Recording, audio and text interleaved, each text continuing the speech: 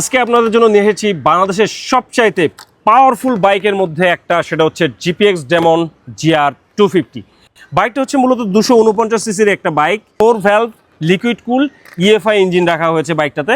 বাইকটাতে braking system হচ্ছে dual channel ABS, fork suspension, TFT display. Powerful bike কেন বললাম, এই বাইকটাতে ম্যাক্সিমাম পাওয়ার রাখা হয়েছে 29 bhp উইথ 9500 RPM এবং ম্যাক্সিমাম টর্ক রাখা হয়েছে 23 নিউটন মিটার উইথ 7500 RPM। তার মানে বুঝতেই পারতেছেন হাইওয়েতে এই বাইকটা কি পরিমাণ দৌড়াবে।